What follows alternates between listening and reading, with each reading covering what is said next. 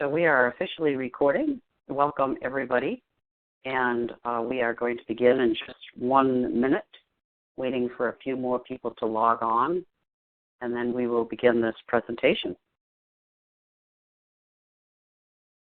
I want to invite everybody, whether you're listening or whether you're listening to the recording or listening live, to just, sit, relax, take a deep breath.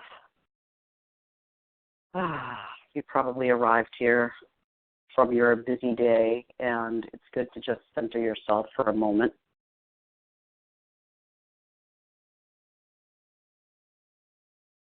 And here's one more person logging on here.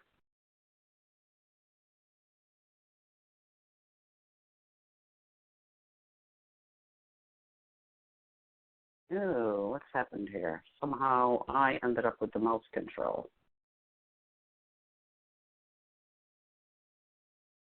Okay, you have the mouse control back? Oh, okay. All right. We are ready to begin. Welcome, Carol. I saw you just logged on, and you can't talk to me, but you can hear me. I want to start by, first of all, introducing myself, and I think all of you know that I am Dory Cody, and I'm a shamanic practitioner and a teacher, and I absolutely love presenting material to people sometimes for the first time, or some of you maybe have heard a lot about power animals through your years of practicing shamanism or being connected to people who practice shamanism. But, it never hurts to listen in to something more than once. And so, listen with your inner ears and your inner eyes, and, take in what feels right, and allow yourself to just relax into this.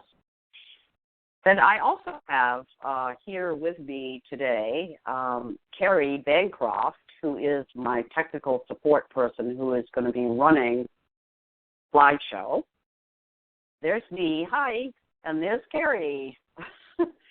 And what she's saying to you is that if you have any questions about, any technical things, or if you have any questions about the presentation, we are going to have about 15 minutes at the end of our time together for you to ask questions. And the way to ask the question is by doing what she's showing you here, which is type into the chat box your question. But if during the course of the presentation you have a technical question, you should do the same thing. Use the chat box, and Carrie will be able to answer you, hopefully. So I would like to start before I begin actually talking about any of this, by just allowing us all to get centered for a moment by listening to some rattling sounds. So I'm going to use my rattle and rattle for about 30 seconds to center myself, call in my own power animals and helping spirits to be here with me, and at the same time invite you to do the same. So, just sit quietly and close your eyes if you feel inclined, or not, whatever works for you.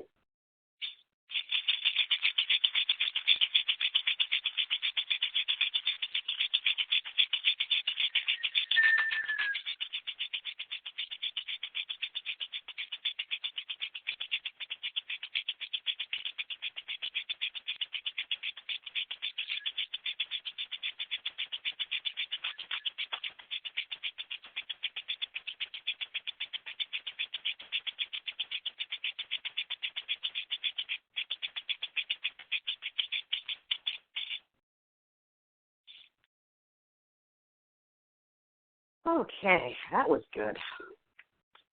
So I want to start today with talking about how, if we go back far enough in our history, we are going to encounter, regardless of our race or ethnic origin, how our ancestors honored the lives of all beings, not just humans, but really all beings. And they demonstrated that by seeing and understanding and knowing with every fiber of themselves that everybody is equal, that there's no hierarchy of importance in the world of beings, whether you are a human or whether you are a dog or a dragonfly or a bird. And essentially what they knew, that we're still, here in the 21st century really beginning to understand, is that all living things have a spirit, not just humans.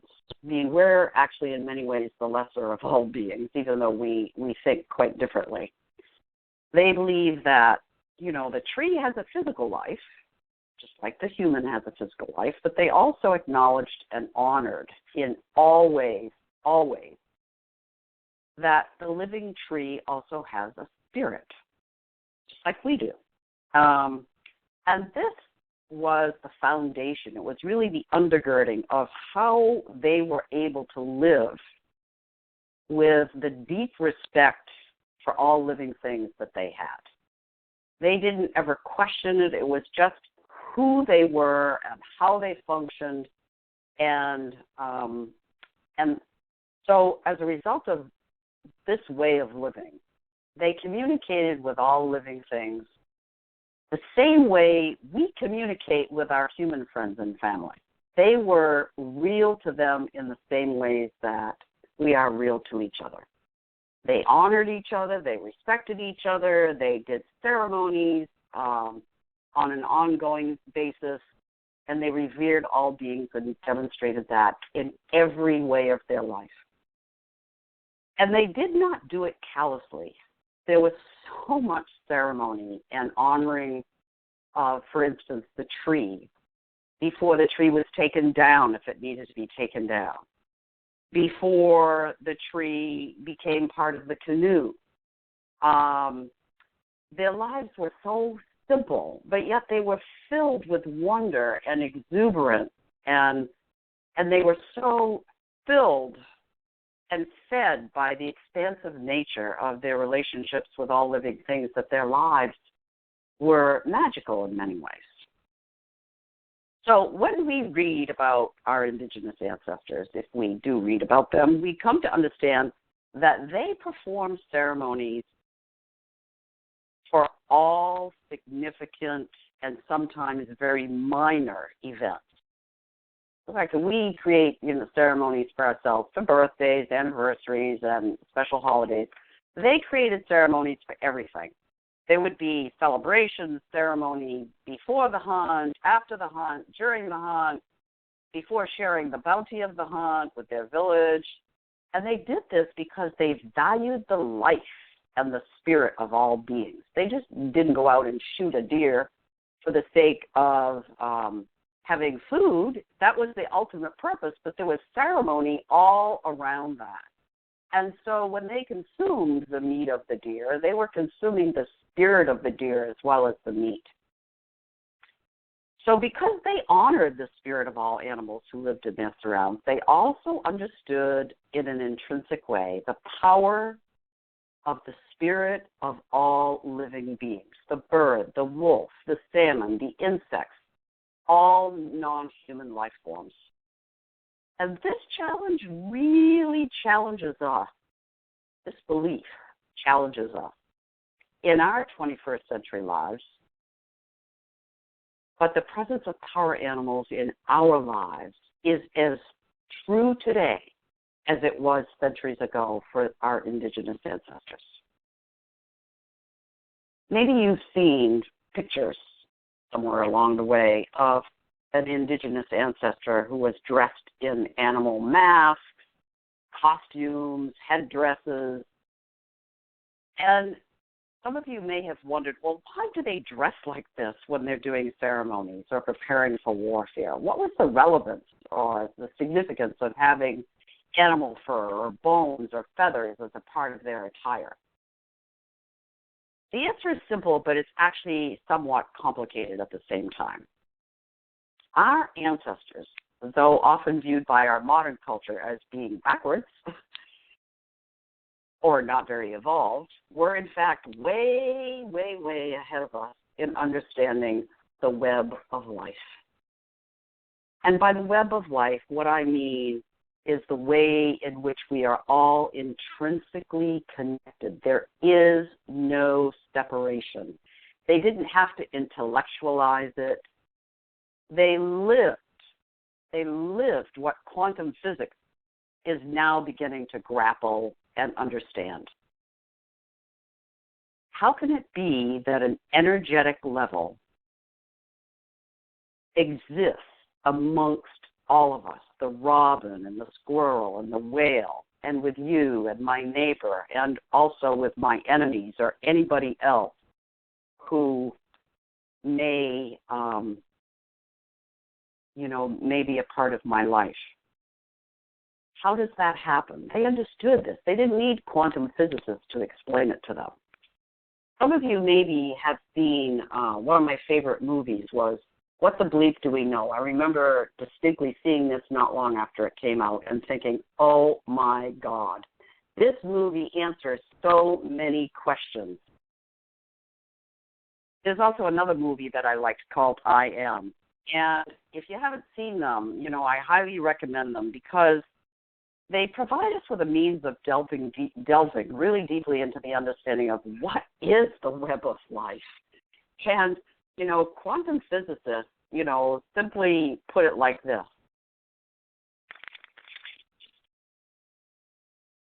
They have come to see and understand that we, as humans, in fact, all physical matter is not really solid. We see ourselves as solid matter, right? But we're not. We're just a bunch of waves and particles.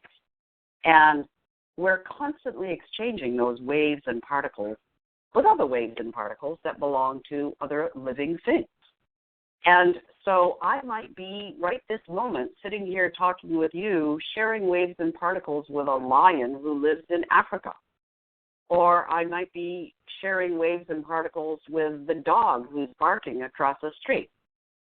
And so now here we are in the 21st century, beginning to understand in some small way, from a scientific viewpoint, what our ancestors understood as a felt sense centuries ago. They didn't have quantum physicists to explain it with their minds. They had an understanding from a felt sense. They were light years ahead of us, actually. In our, our modern day culture, we think we're like, geniuses, but in fact, they were really, really far ahead of us. And they understood this basic, important premise of shamanism and the understanding of power animals. And that is, we are one. We are one with all that is. There is no separation. To think that there is separation is a falsehood. It's hard for us to wrap our heads around, but it is the truth. And they understood that the four-legged animals, the birds, the fish, the clouds, the wind, the sky, the earth, everything has its own spirit. And they understood that they were not separate from those spirits. And they understood that because they experienced it. They didn't just think about it. They experienced it. They didn't read about it. They didn't ponder it. It just was in their lives.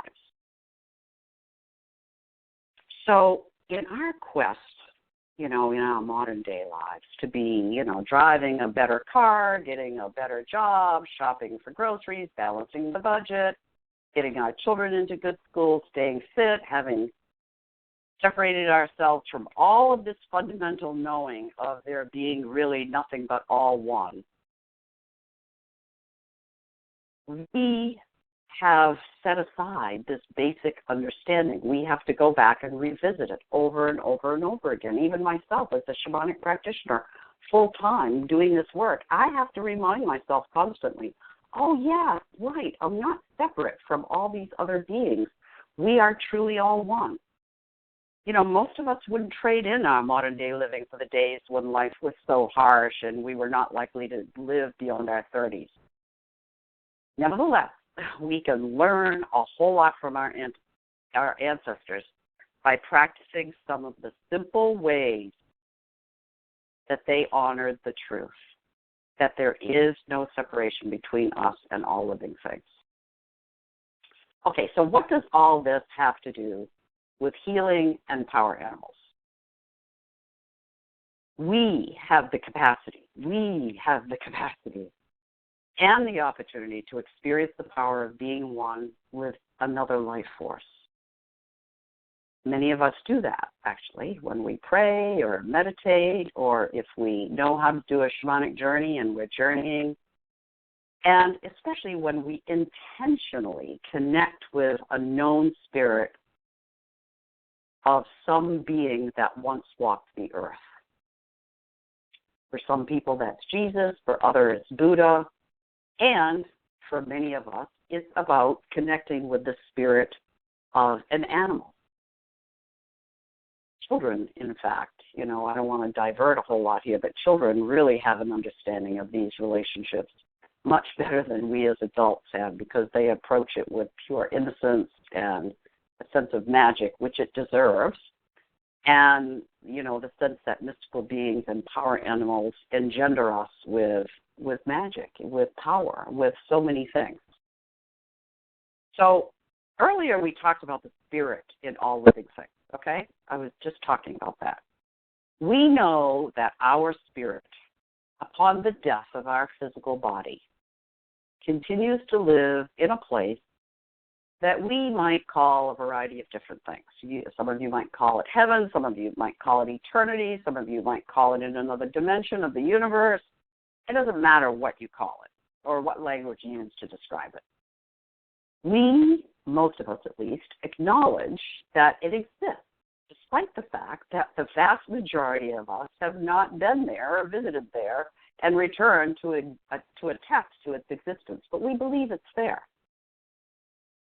And if we agree with the quantum physicists among us now in this 21st century, and if we believe our indigenous ancestors, which is actually in the end more important to me,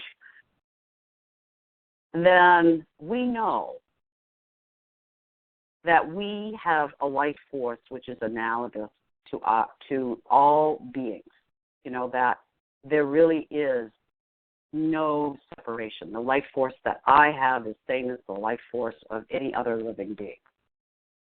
The waves and the particles are in constant motion, and they make up the life of our being. And if we can comprehend or even experience that this quality is not exclusive to the humans among us, the energy or spirit, which is the substance of all beings, lives on when its physical form has died. Many of you, I'm sure, have been witness to somebody dying, whether it's an animal or a human. And you see the shift that happens when the spirit leaves the body. It's truly the spirit of who we are that identifies who we are. When the spirit is gone, there is nothing left but matter and no energy. So when our ancestors danced or performed ceremony, going back to answer the question about, why did they wear those funny animal costumes when they prepared to go to hunt? Or why did they do certain things? Why did they have so much attire? Why was that an important part of their lives? So, they wore special power objects, and sometimes that included the fur of a dead animal and other many objects you can see from this image. There are feathers, there are all kinds of pieces of fabric, and, the hide drum. And they were doing this because they were expressing their understanding and their belief in the power of being one with an animal whose power they wanted to merge with. So wearing the costume or attire or regalia of an animal and many other objects from nature, they were intentionally merging, becoming one with the spirit of that animal. And they did that because it gave them power.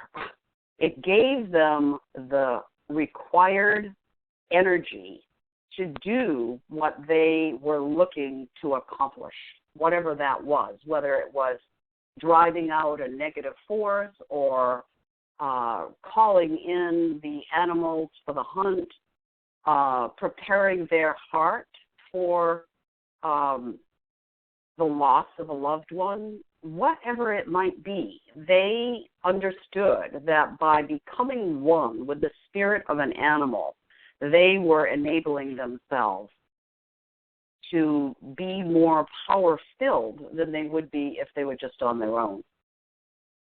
So these conversations are not all that common in our everyday life. But the truth is, every one of us alive on this planet at this time, in the past, and in the future, has at least one spirit or power animal who is with them at all times. I sometimes, refer to this for people who have a hard time understanding the concept of an animal spirit as a spirit guardian angel in the form of an animal. There really is no difference. Many of you grew up probably as Christians as I did. And, we always talk about guardian angels. Your guardian angel was there with you 24/7. When you slept, when you walked to school, when you were at school, when somebody was bullying you or whatever, your guardian angel was there with you to guide you and protect you and help you. The same is true with the spirit of animals that we call power animals. They're there 24/7, and they're there to help us with added power. So why are they called power animals? That's a question that I often get from people who come to see me. The answer really is quite simple. As I said, it's because they actually bring us spiritual power. And, in some cultures, you might hear people talking about totem animals or spirit animals or have other names. In the world of shamanism, as we practice it here in the 21st century, particularly in North America, we call them power animals. And that's just to help us really remember that these animals, these spirit animals, bring us power, which is really what it's all about. So let's say, for instance, that I have a wolf and you have a wolf. Both of us have wolves as power animals.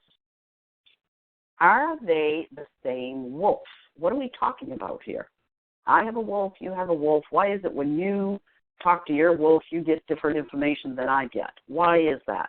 Well, because the truth is, we each have a unique wolf as a power animal. There's the archetype of the wolf, which you can read about in many of the books that have been written about animals.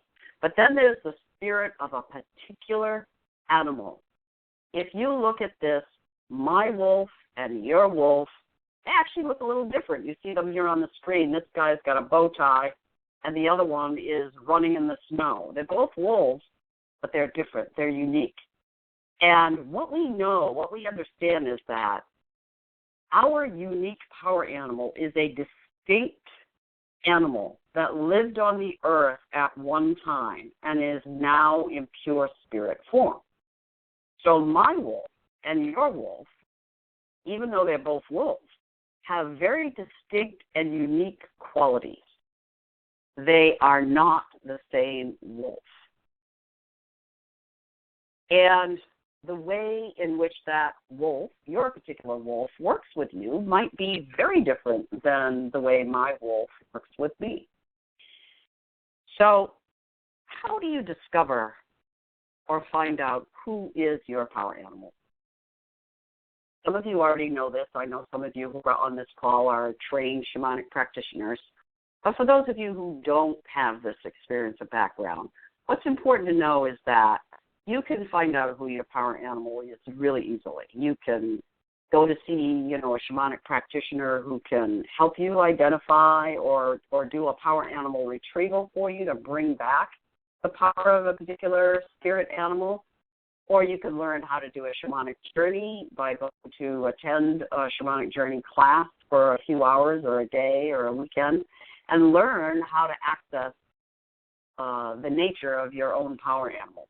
whether you know who your power animal is or not, in some ways doesn't really matter, because in the end, your power animal is there, whether you know who they are or not. But it really does help to know who they are, because you can call on them, you can communicate with them, and you can be really engaged with the power of who they are if you identify who they are. I just talked about a power animal retrieval, so I want to help you understand that. That a power animal retrieval really is a very simple animal ceremony that is typically performed by somebody who's been trained in shamanism. And essentially what that practitioner is doing is bringing back the power of a specific animal to be with you. You can see in this imagery here how this particular animal that appears to me to be a metamorphosis of several different animals is entering the heart of this human through her eyes, through her mouth, through her heart. There's a panther there. It's a great photograph. And once that power animal is back and in your heart and a part of who you are, then they're there forever. You know, they probably were there to begin with, but the shamanic practitioner is helping to identify who that is for you. And oftentimes, I found this to be an interesting curiosity and one that I've learned to not be surprised by. Sometimes a power animal is someone that you've had a lifelong relationship with, and or maybe a really strong interest, and you never really thought much about it other than, you know, wow, I love elephants or I love gorillas or whatever. Sometimes you have, you know, an interest in an animal that doesn't seem to make much sense to you because you've never really encountered them in the natural world, but nonetheless you have a resonance with them. And oftentimes that's an indicator that that could very well be your power animal. I'd like to tell a short story here of a man who came to see me a lot of years ago, someone I didn't know of at all. In fact, I think he came from out of state. And we did some healing work, and in the process of the healing work, I did a power animal retrieval for him. And I remember it distinctly because it was so unusual. I brought back the spirit of a weasel for him. And he was so absolutely over the top, delighted and overwhelmed with joy about this weasel. And I didn't understand why until he explained to me that when he was a boy, and this is a grown man now, he was well into his 50s. When he was a young boy, he was in the Cub Scouts, and he had an incredibly strong inner relationship with weasel, and he was so not enmeshed, but so curious and so drawn to the power of weasel that he engaged his Cub Scout leader to allow his Cub Scout team to have a patch and call themselves the Weasels.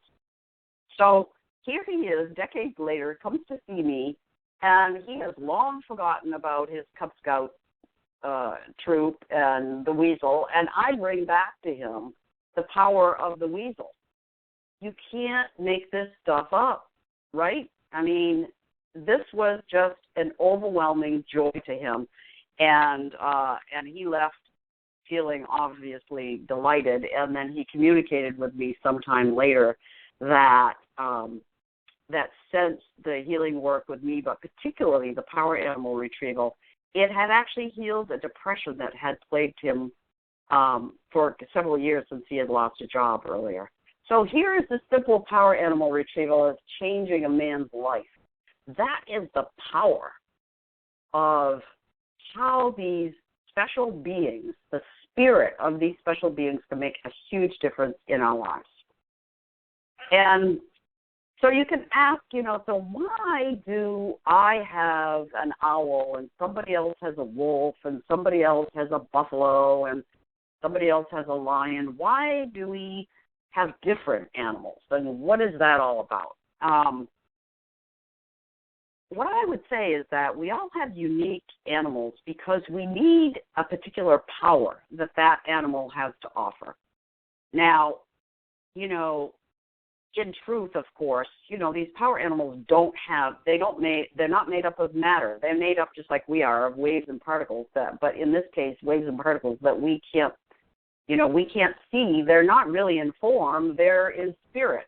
But their unique spirit has a particular quality. And perhaps, you need the power of an ant.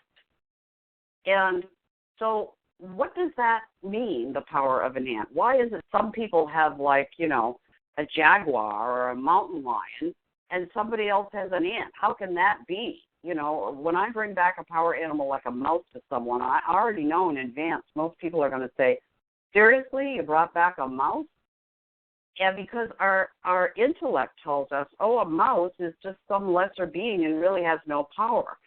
But the power of the ant that we see here on the screen and the power of the mountain lion are unique, and they each have power that is truly important to us. So if you have an ant for a power animal, that's your power animal, and it has the exact power that you need. And the mountain lion has the exact power that someone else needs. And there is no hierarchy here. See, we live in a world where, we're completely consumed with hierarchy. This is better than that, and that is better than this. That is just so untrue in the world of spirit. And so we have to accustom ourselves to coming to recognize that really there is no hierarchy. And you can sit up and say very proudly, my power animal is an ant. It's okay. It's beautiful. It's powerful. Ants are really amazing beings who have phenomenal capacity to build and work in community. So, if you have an ant, maybe there's something about working in community that is important to you. I love telling this other story, and some of you who have studied with me, bear with me because you've probably heard this story before. It was one of my first experiences of doing a power animal retrieval for a child. This woman brought her 4-year-old daughter to me, and she was very concerned about her because all of a sudden, with no explanation, the daughter wouldn't sleep by herself. She wouldn't even go up the stairs to go to the bathroom by herself. She was just frightened. And so the mother, of course, was really concerned and brought her to see me. So I did, among other things, a power animal retrieval for her, and I brought back this story is just so beautiful that I will never, ever forget it. I brought back this magnificent purple dragon for her. And I was so happy. I was like, I brought back this amazing purple dragon for you. Look at this. And she looked at me and said, I hate dragons. And, of course, I was not prepared for that. But within minutes, because she was 4 years old and filled with magic of herself, she had already named the dragon, and she named him Frank, and then she went on and colored images of him, and so by the time our visit was over with, she had just completely embraced the power and the beauty and the magic of this purple dragon. Her mother took her to the store, they found a purple stuffed dragon, and she took it home, and her mom, communicated with me a couple of weeks later and said, oh, my God, she's sleeping by herself. She's going up the stairs, brushing her teeth by herself. She's a completely different child. She's got the purple dragon with her all the time. She talks to it. She sleeps with it. She sings to it. And she's completely incorporated the magic and the power of this purple dragon. Now, just to end the story, I have to tell you, she's now 18 years old, and I just met with her about 2 weeks ago as she goes off to college to major as in pre-med. So how amazing is that? And she still, at the age of 18, 14 years later, has the purple dragon, carries it around, believes in its power, and rattles to the power of a purple dragon whenever she gets scared. So you see, she really fully incorporated the understanding of the magic of this being who is separate from her but yet a part of her. And so a question that I often am asked is, do you have a power animal, the same power animal for your whole life, or do they come and go?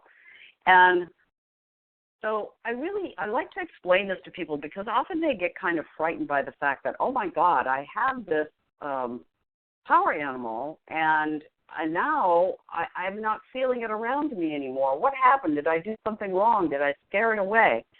And so what's important for you to know, whether you're someone who practices shamanism or not, is that we all have multiple power animals.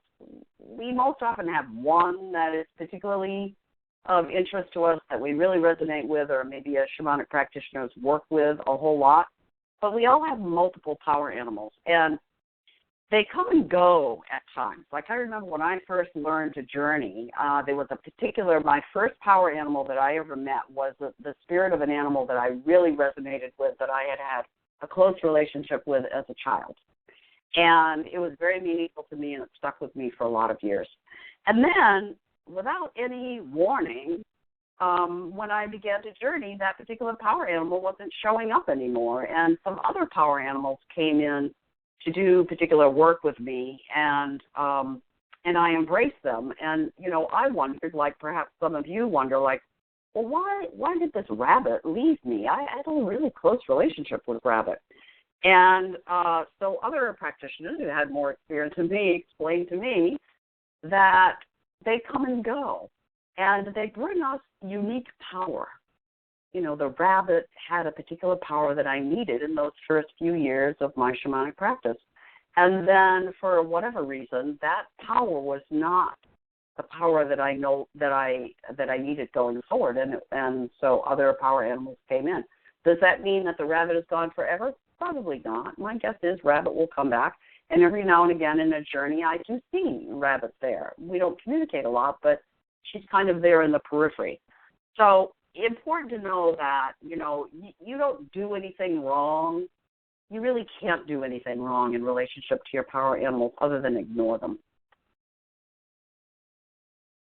I want to go back to talking about children for a second to say that, children like this young woman that I was talking about a moment ago, they have an innate understanding of their power animals. And then, they move into puberty and early teenage years, adolescence. And, for a while, you might find that they move away from that. The cultural norm is not to be talking about your power animal in junior high. And so they kind of poo-poo it and shove it away. And you might, if you have children, you might be discouraged by that and think, oh, she was so magical when she was younger and she really understood these things. Just give it time. Don't let it go away. Keep it, keep images of the child's power animal around and continue to talk about it, even if they, look at you smugly and say, oh, Mom, that's just old story. I don't believe in that stuff anymore. Don't believe what they're saying in the moment, because later on in life they will circle around and they'll come back to, oh, I have this power animal, and it's been with me since I was a child, and they'll embrace it again. So just be patient with that. So, what I can say about my own practice is that in the safety and the privacy of my shamanic practitioner's office, some of the most tried and true blue doctors, lawyers, businessmen and women, religious zealots, IT professionals, male or female, return to their roots, and their eyes glisten with joy when they are told who has come back to them as a power animal. I can't even begin to describe to you how important this is to everybody. Even the most likely person that you could ever imagine would have no interest in this whatsoever. When they hear about it, their eyes light up and they love it. Why is that? Because we still have it in our genetic makeup. We still know where we came from. We still know and believe that we are one with all that is. Even if we don't get it up here in our cognitive selves, we really get it in our soul. So just remember that, that no matter who, if you're a practitioner, the shamanic power animal retrieval ceremony, simple, incredibly powerful for everybody. So, a question that gets asked, of course, a lot is, okay, how do I work with a power animal? I'm, a three-piece suit businessman or woman, and, what do I do with this? This doesn't fit into my everyday, ordinary life. Well, how do we do this? We do it by having physical representations of our power animals around us. It doesn't matter. People might ask you, why do you have pictures of a goat on your computer monitor, or why do you have this miniature goat on your desk? You can just say, because I like goats. You don't have to explain unless you want to.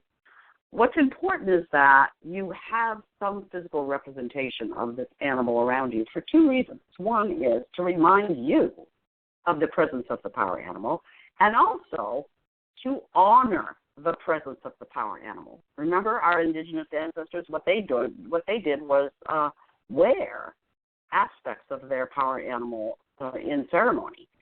We, for the most part, don't do that because it isn't acceptable in our 21st century North American lifestyle. However, we can recognize our power animals through these ways by having physical representations. You don't have to spend a lot of money on it. You can download a photograph from the internet and have it on your desk, pin it on your refrigerator. Or sometimes women wear pieces of jewelry that have representations of their power animals. And it doesn't matter, whether it's a butterfly, a panda, a turtle. Men can have neckwear in our modern culture. There are men who walk around with dragons around, or they get a tattoo with a dragon, or, an ant or whatever. It doesn't matter.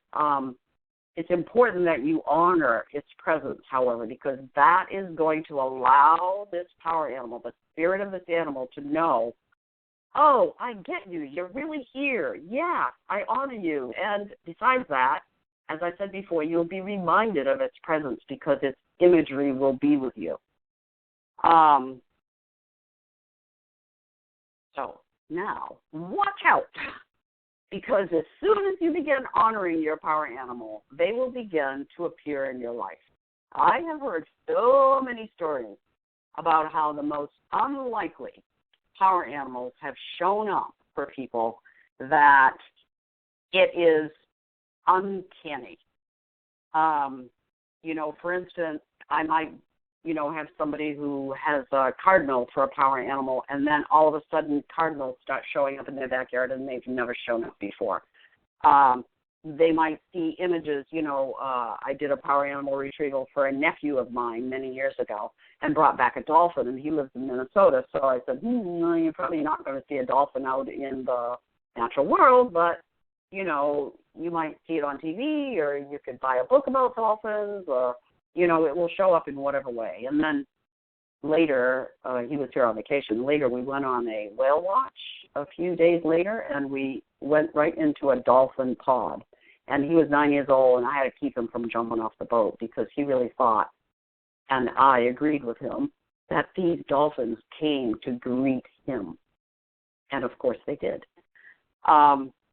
Another really great story that I love to tell about how power animals show up for people in unique ways. I remember, again, this story because it was just so amazing. I did this power animal retrieval for a middle-aged woman who was a scientist, a very wise woman, and I brought back to her the spirit of a woolly mammoth, which is, of course, an extinct being that has not walked the earth for a long time. So you're not going to see a woolly mammoth anywhere, anytime soon, not in this lifetime anyway. So, we laughed about that, and I said, well, you can go on the internet and get copies of photographs or whatever. So about 2 weeks later, I get a phone call from her, and she was in New York City on a business trip. And she was so excited she could barely talk on the phone. And she related to me that she walked into a building, this big, multi-story building in Manhattan, and was waiting for the elevator to come. And she turned around only to see a huge bronze statue of a woolly mammoth there in the lobby of this building in Manhattan. So there was the woolly mammoth showing up for her. I mean, you can't make this stuff up, right? I mean, that is just uncanny. So these appearances are ways that your power animal is affirming for you that he or she is present in your life, and they'll show up for you more and more as you honor their presence. Another friend of mine related her story to me about how a power animal helped her with a bike-a-thon she entered. She really she couldn't possibly believe that she was going to be able to do this 3-day biking marathon, and her power animal was a horse. And so when she started training, she engaged the power of the horse with every rotation of her legs. She was envisioning the horse and the power of the horse's legs. And she just got stronger and stronger and was able to, over the 3 months of training and then the 3 grueling days of a multi-100-mile biking trip, complete that marathon with power and gusto, and really felt the power of the horse moving her through some of the most difficult hills and challenges of that event. So, often people come to see me and they ask, well, how is my power animal going to help me with my health? And that is probably one of the most important pieces for us to know about our power animals, whether we're practitioners or we're people who are not practitioners, but we have a power animal, we know who our power animal is. Power animals are phenomenal in helping us with a multitude of physical and emotional issues. And I have here on the screen a list of some of those ways in which they provide us with help. I'm not going to read them all because you're going to get a recording that's going to have all these slides on it, and you'll be able to copy this slide if you want, so that you can remember everything. But it's an important part. It's an important part of recognizing that don't forget your power animal because they can help you. And I want to remind you that, as children, many of us prayed to our guardian angels at bedtime and asked them to keep us safe as we slept. And I want you to remember that your power animal is your guardian angel. It doesn't mean you don't have other guardian angels, but your power animal is a guardian angel. And don't forget about them. Engage with them. Communicate with them from your heart, not from your mind, from your heart. That's why they're with you. They're with you because they want to provide you with assistance and power and safety and guardianship. So don't forget to call upon them. I want to end here by saying there are a lot of places you can read, a lot of places you can go where you can read about the archetypes of particular power animals. Here's a few possible resources for you. Remembering, of course, because I said this in my Omen webinar last time, that these are archetypes, okay? They are not necessarily every single solitary quality that your particular power animal has, but it does help to understand what is the archetype, and then take it from there and develop your own personal relationship with your power animal. So again, you'll have this slide in the recording that you're going to get, so you can print this and look for some of these resources if you don't already have them.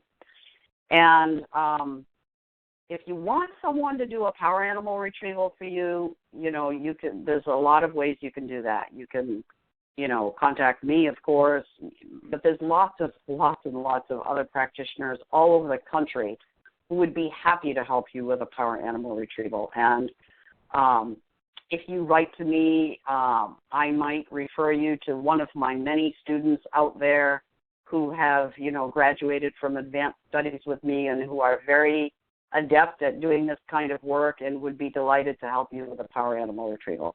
But, here's some other resources you can go. Depending on where you live in the world or in the country, there are practitioners all over the place who you could call on.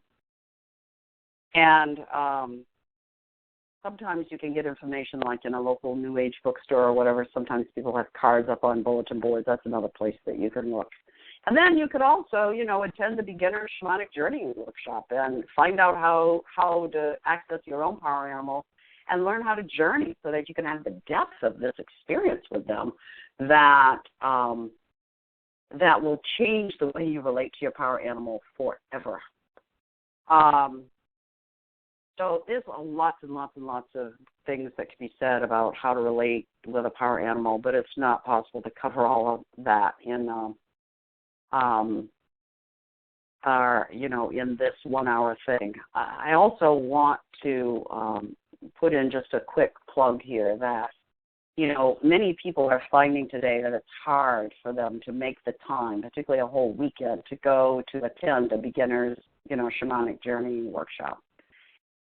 In answer to that, in collaboration with Carrie Bancroft here, my technical person, who is also a shaman in her own right, we are in the process of creating an online series of teaching workshops that will teach you how to do shamanic journeying, how to find your power animal, how to find your upper world teacher, and so on and so forth. And you can do it from the comfort of your own home, in your own timing, and we're going to make it obviously reasonably cost-friendly, and so look for that. You'll be hearing from me through, newsletters or whatever, giving you some advice about when we have that stuff up on the website. And, obviously feel free to connect with me in any other way that, that you would like around any of these issues regarding power animals or anything else. And so now I just want to take a few minutes here to give you an opportunity to ask me any questions you might have about anything I've said or anything else that feels important for you to ask at this time, whether it's about power animals or some other dimension of shamanism that you're curious about. So I'm going to give you a second. Remember, some of you weren't on when I explained this. In order to ask a question, you can go to the chat box. There's a little chat box on your screen there, and that will bring up a box where you can type in a question. And Carrie and I will both be able to see that question, and then I can help provide you with an answer. I think Carrie is putting that up on the screen again. See, there's the chat box in case you don't know where it is. I'm going to wait a few minutes to make sure that there isn't anybody who might have a question out there. Some of you who are on this call I have met before. Many of you I have not met before. Some of you are going to be listening to this recording from a distance. I just want you to know that I am open to hearing from you. If you have any questions after we hang up from this call, so if you're like me, you don't always think of things in the moment, but then later, perhaps when you're listening to this recording, some question will pop up for you. And just know that I'm here, and happy to help you. Carrie is typing me a question here. What if I don't honor my power animal? What will happen? Will they go away? Yeah, that's a great question. No, they won't go away, but you won't really have the depth of experience, and you won't be able to access the power that they're there wanting to deliver to you if you don't honor them and communicate with them. It's just like, you could have lots and lots of friends, but if you're sitting at home with a broken leg and crutches, and nobody knows that you have a broken leg and you're on crutches, and you need help with somebody to help you with meals or other things, then they're not going to be there to help you because they don't know you need help. So the same is true with our spirit animals. Even though they're around us and they can witness what's going on with us, if we don't ask them for help, they're much less likely to show up. So the degree to which you engage with them is the degree to which they're going to show up and really provide you with information, guidance, imagery, answers to your questions, and so on. Another question that I'm seeing here is that people sometimes wonder, is it okay to talk about my parent animal, or is that a private thing? My advice to people is that, unless you're within a circle of shamanic practitioners and, you're in a drumming circle, you're in a teaching circle, and you're working with others, that's a situation where you might reveal who your power animal is, because it's important for other people to understand your experience within the concept of the circle. But in general, what is really important is that you don't make it an egocentric thing. Like, ooh, my power animal is bald eagle, what's yours? Like somehow, you've got like these big puffed up feathers and, your power animal is the best. That is, if anything, that's going to discourage your power animal from having any kind of a positive relationship with you. So, don't be braggadocious about it. Keep it to yourself, with the exception of sharing it for the sake of helping another understand why you have an affinity for a particular animal, or having someone in your family, maybe your children or your spouse, understand why you have all these images of snakes around, or, whatever it might be. But so the answer really simply is yes and no. Just don't become egocentric about it, and don't use it as a way of bragging about the power that you have, because if anything, if you do that, your power animal is going to take a step away from you, and then the power that they bring to you will be diminished.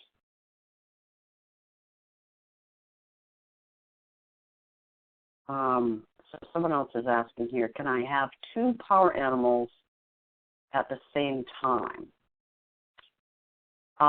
Yes, absolutely. I have multiple power animals, and although it's true that most of us have